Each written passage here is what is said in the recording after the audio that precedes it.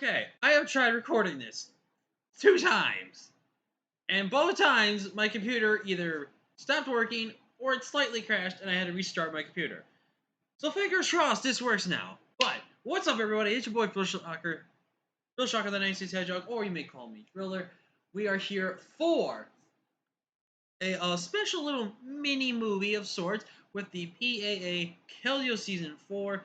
This is actually the LCL, the Lysander Cafe League, but they changed it now to the Plasma Associations Alliance, or Alliance Associations, one of the two. Basically, if you guys remember the any ability, the AAA, the anything, the just you know what I meant, like the any ability league that participated that had Reggie Alecki in. I actually was a part of that season. Didn't sign back for the next season, but I did come back for this season, and oh, excuse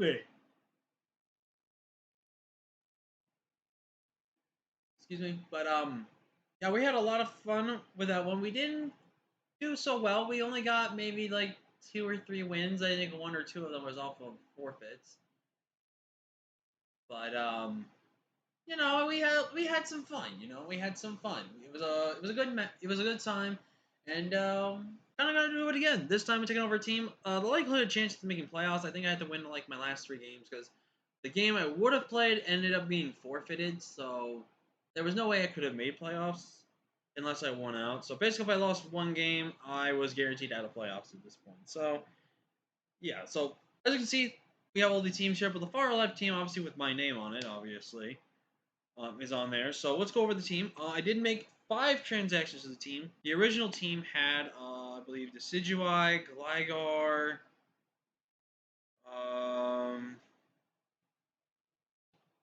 I have no idea what else, and I'm not going to really look it up because it's not that important. But from Terrakion all the way to Jolteon I kept, and I'm going to go over quickly why. Terrakion I feel it was a really good Pokemon to use. I feel there's a lot of cool utility offense that I have with this one. I think it's really good. Diancie defense, I think in terms of defensive with abilities, I think is super broken. I think I can use this Pokemon fairly well, and I think it's going to be a really good Pokemon for a team.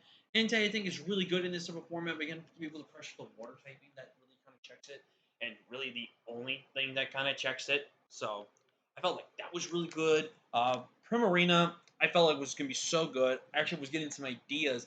Like, because when I went to actually kind of like do this and that with, oh, excuse me, to do this and that with, what was it? I'm legitimately now just spacing here. I don't know why.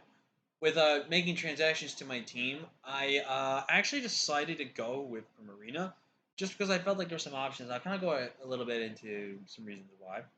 Alola Monk I kept because I haven't used Alola Monk in a while, and I felt like Alola Monk would have been pretty fun to have around here, just to kind of do this and that with. So who knows? And then I kept Jolteon. Now, in theory, I should have used Jolteon last season because Jolteon would have been a lot more fun to use last season for my mascot to make him better. But in terms of anything else, oh, excuse me. In terms of anything else, though, I felt like it would have been really, really fun to, excuse me, to try out Jolteon this time around. Because I can just basically do about the same as what Jolteon normally does, what Regieleki does, but just faster. So with the 5 mons I added this season, I went with Torrentee just because I'm gonna tell you guys right now, no guard. That's the only reason I drafted this thing. And no guard is stupidly good on this Pokemon, especially the fact that it has Focus Blast plus Hurricane. This makes it such a more an offensive threat, so I'm totally down for that. I went with Piloswine. I think a defensive ground type fits really good for the team. I felt like Regenerator, Filter, those type of abilities really worked well with it.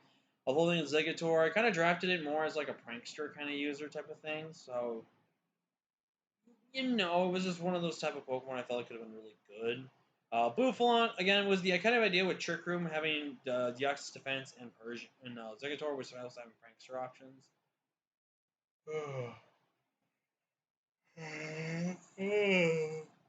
Excuse me. Prankster options, so I felt that was really good. in that regard. So Bouffalant was there to kind of dig that up. Also, it's a really good ghost answer for things like Scrappy and stuff like that. And you're right, your boy did it. I drafted Camera. I drafted the Camel, man. There's probably like going to be some games I could have brought it to. I will say there is one game I did bring it to, and it did put in a little bit of work. So the goal with this team was kind of maybe just try to use every single Pokemon every single week if I could, and just probably use a few that were definitely going. Excuse me, use that were going to kind of be good. So who knows? Oh, sorry guys. I don't know why I'm yawning so much.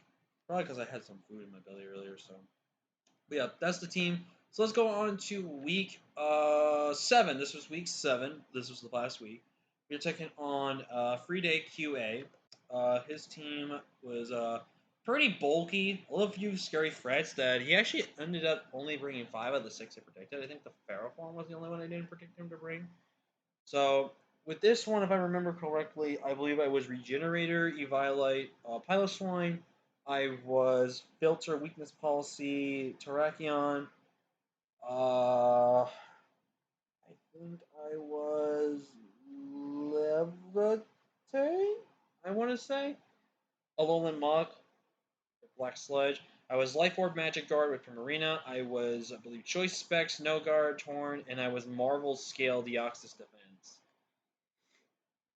So yeah, pretty disgusting.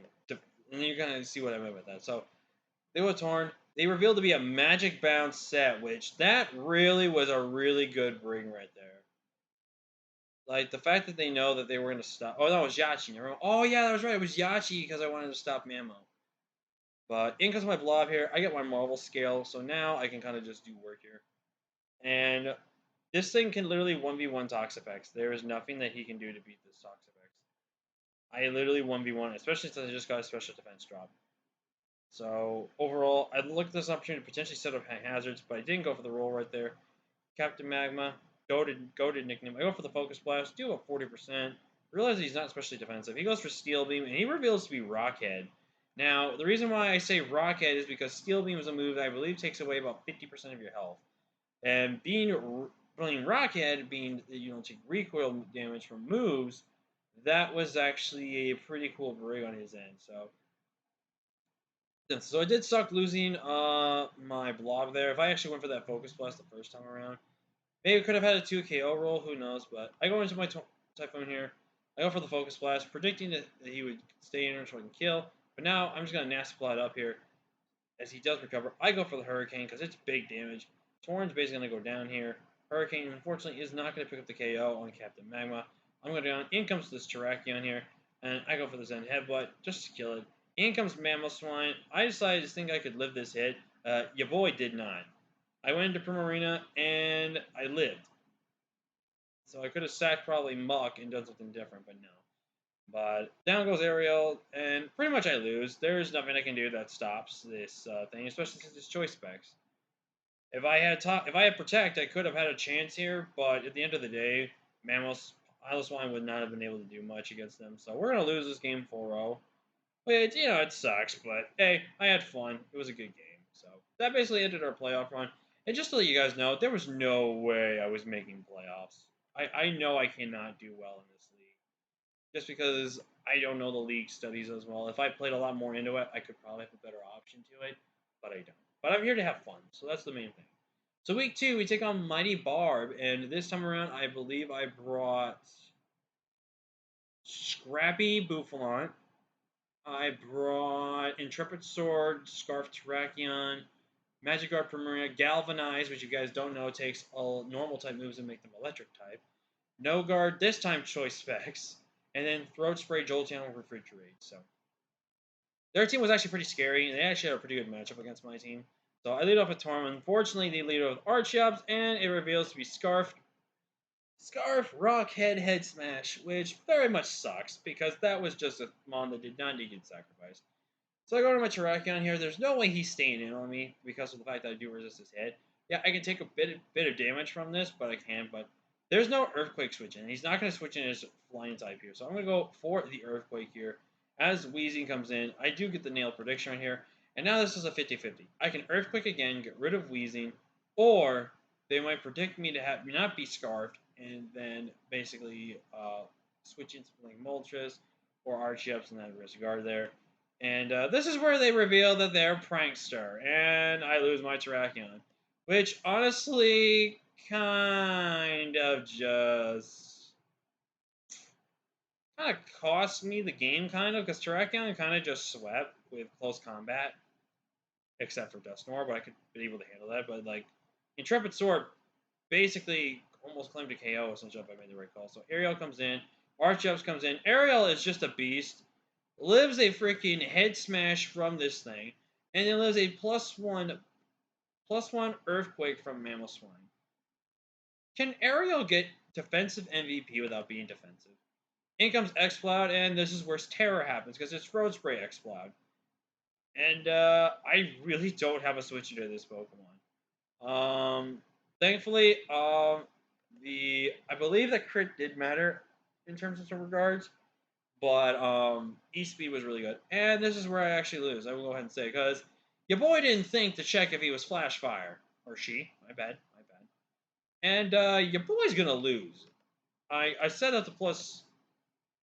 I was very surprised that this was not doing as much damage as I thought it did. And this is where I didn't realize I activated weakness policy. And yeah, then your boy had to go for the crit. In all honesty, I probably should have went into Jolteon first to try to get the kill with Jolteon. But that was unfortunate. But right here is when I get the crit, man. And I'm basically saying GG because there's no way I win. If somehow that Shadow Ball killed, I think I actually had a chance to win because I can activate my Refrigerate on this thing. I live anyone hit. Thunderbolt kill that thing or go for another Hyper Voice and kill it. Thunderbolt that and have a chance to potentially kill. So I could have pulled it back with Jolteon, but unfortunately we just weren't able to do so. So it sucks, but it happens. You never know. So you never know. And our final week of the season, we took on the Diamond Diancie. And this was actually an important match for them, so they had to kind of somewhat prep good against us. I kind of didn't care, to be honest. I was just bringing the fun stuff because we're bringing Camel, baby. Like I said, I wanted to try to bring at least one Pokemon every single week if I could, and honestly, Camel had a good matchup, so I was willing to bring Camel for this one. And we are running about Prankster. I'm going to lead off my Primarina, though, as he really does not have anything that switches into this thing. I go for Moonblast. Oh, yeah, I forgot to say. I'm Life Orb, Magic Guard, area. I don't care. I ran the same thing every time. This was a good set. You saw me do that with Regieleki, and guess what? He did the same thing.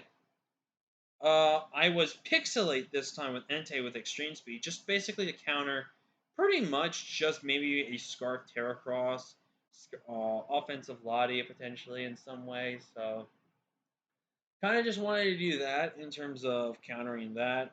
I went with a no guard choice banded Terrakion with Mega Horn and Stone Edge. Just because I wanted to go very offensive with my Terrakion this matchup, because I feel like offensively Terrakion just shut down a lot of things, which is very good. I'm Filter Weakness Policy with Camerupt. I am Prankster with both Trick Room and Sleep Powder on my Lonely Executor here. And I am Sharp Beak with Nasty Plot with no guard on my turn. So I go for Moonblast, and he really does not have a switch into Moonblast. In comes Rotom, which clicks Hex for some reason. I click Moonblast. Now, I will say that crit did not matter if he had no HP investment.